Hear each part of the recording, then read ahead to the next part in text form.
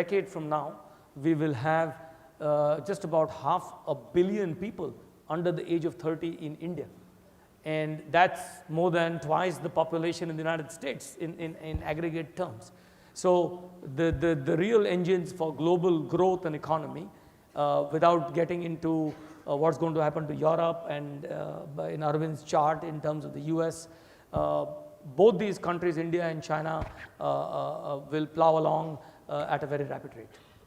I think of the enormous education challenge with, what did you say, 500 million? Yes, I think that it's a good point that you make in terms of the education challenge.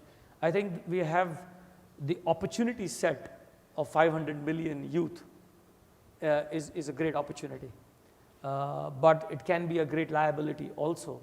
And the only way for us to reap the demographic dividend going forward, because it's easy to say we have all these young people, but if they are jobless, then we could have a revolution in India of any type. So the needs of creating infrastructure and education, which I call as intellectual infrastructure, and then there's a social infrastructure, which is our healthcare, our medical system, and our physical infrastructure, which is around roads, ports, water, sanitation, etc. I think those will be the prime movers for India in the next phase of growth.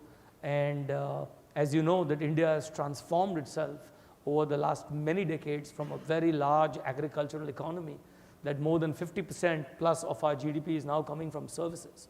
So that's the transformation that's really taken place, and I think that India is moving along in creating the intellectual infrastructure, the social infrastructure, and the physical infrastructure to serve the needs of the ambitions of this young country.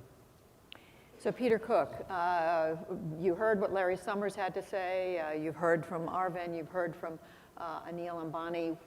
From a Washington perspective, from somebody who covers Washington, how does it all look? What would you add to the picture that they've begun to paint for us? Well, I think the picture that we heard first of all is a picture that scares a lot of Americans, worries a lot of Americans, and yet a lot of policymakers who I cover here in Washington may not be totally prepared for that adjustment, may not be making the decisions right now to try and prevent the demise, if you will, of the United States in terms of its economic position. Certainly not everyone believes the United States economic position is going to be diminished going forward, but are they making the policy choices right now to prevent that from happening? The investment in research and development, the investment in education, and the very difficult decisions that policymakers have to make in the short term about the budget. Judy, you know, you've been covering